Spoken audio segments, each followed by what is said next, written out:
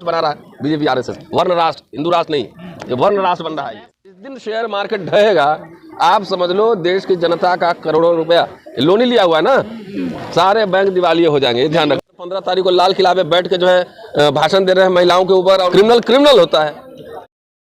यही वो अपना एक मुद्दा रखते हैं, लेकिन उसके बावजूद जिस तरह की स्थिति बनी हुई है किस तरह देखते हैं? कानून व्यवस्था बढ़िया है तो ये घटनाएं क्यों घट रही?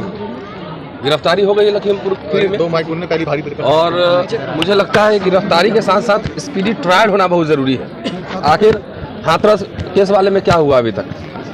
तो गिरफ्तारी तो होगी, क्रिमिनल तो पकड़े ही जाएंगे, उसको पकड़ना भी चाहिए, लेकिन गिरफ्तारी के अलावा उसका स्पीडी ट्रायल भी होना चाहिए, और जो पीड़ित है उसको जिससे कि इंसाफ मिल सके। ज़्यादातर ऐसे केसेस में पीड़ित जो है कमज़ोर वर्ग के होते हैं, आर्थिक रूप से सामाजिक रूप से भी कमज़ोर वर्ग के होते हैं, लंबा प्रोसीडिंग चलने में अफोर्ड नहीं कर पाते हैं, दूसरा लोग डराते धमकाते भी, तोड़ते भी हैं, गवाहों को तोड़ते हैं, साक्ष्य मिटाते हैं, तमाम ये सब पॉलिटिक्स चलता रहता है। इसलिए मैं समझता हूँ कि स्पीडी ट्रायल उसका होना चाहिए, उसको त्वरित न्याय मिलना चाहिए। आरोप लग रहा है कि अपराधी मुस्लिम है, इसलिए विपक्ष शांत है इस मुद्दे पर। क्यों मुस्लिम अपराधी? अगर मुस्लिम है तो क्यों शांत होगा? अपराधी है। मैंने वीडियो मेरे यूट्यूब पे नहीं चला है, चला है ना इस पे। ये अपराधी अगर है तो जात भी आना चाहिए, सबका जात और धर्म एकदम क्लियर पता होना चाहिए। कौन लोग इसका पूरा डेटा क्राइम जो ब्यूरो है वहाँ से डेटा निकालना चाहिए। इसमें मुसलमान होने या ना होने से क्या फर्क पड़ता है? अगर मुस्लिम ही है तो उसको थोड़ी कोई डिफेंड करेगा। क्रिमिनल होता है।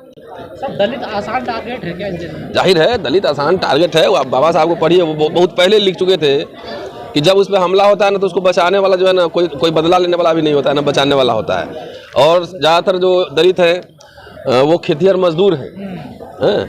अगर किसी सवर्ण को लगता है कि ये दलित जो है विद्रोही हो गया है, विद्रोही मतलब ना हक मांग रहा है, वो तो खाली अपना वेतन पूरा मांग लेगा तभी लोग बोलेगा विद्रोही हो गया है। तो जब लगता है कि विद्रोही हो गया है तो सबसे पहले उसका राशन पानी बंद कर देता है, राशन पानी बंद कर देता है, और कहते हैं कि ये असहयोग, ये बहिष्कार जो है ना गांधी के असहयोग आंदोलन से भी ज़्यादा खूंखार तरीके से काम करता है। चलने नहीं देता अपने खेत में, सामान नहीं देगा, बहिष्कार कर देगा।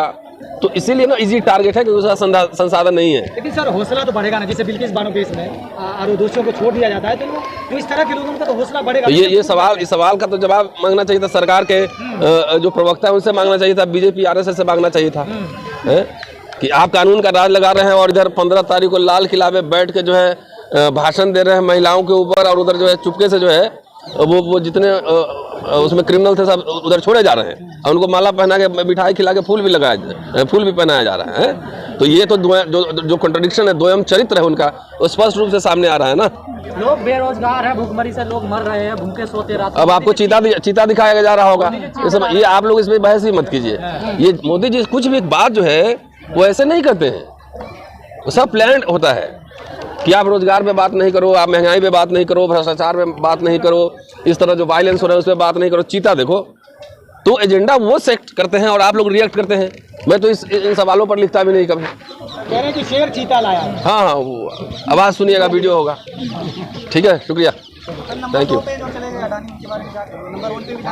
उससे क्या फर्क पड़ता है? देश की जनता को क्या फर्क पड़ता है? पूरी देश की जनता का खून चूस के वो 2 नंबर पे पहुंचे हैं, और उनका जितना जो दिखा रहा है मार्केट में कोई बनाए थोड़ी है कुछ, तो सब शेयर मार्केट का अप एंड डाउन से चल रहा है। जिस दिन शेयर मार्केट टूटेगा ना, ढहेगा, जिस दिन शेयर मार्केट ढहेगा आप समझ लो देश की जनता का करोड़ों रुपया लोन ही लिया हुआ है ना, सारे बैंक दिवालिये हो जाएंगे। ध्यान रखना। भारत का नाम रोशन हो रहा है सर। हाँ, सही है। दूसरा नंबर के आदमियों के आप कह रहे हैं। नहीं, शंभू का भी नाम बहुत रोशन हो रहा है दुनिया भर में। लेकिन सर आप एक तरफ मोदी जी की बात कर रहे हैं तो दूसरी तरफ राहुल गांधी जी भी तो भारत जोड़ो यात्रा कर रहे हैं, भारत को जोड़ रहे हैं।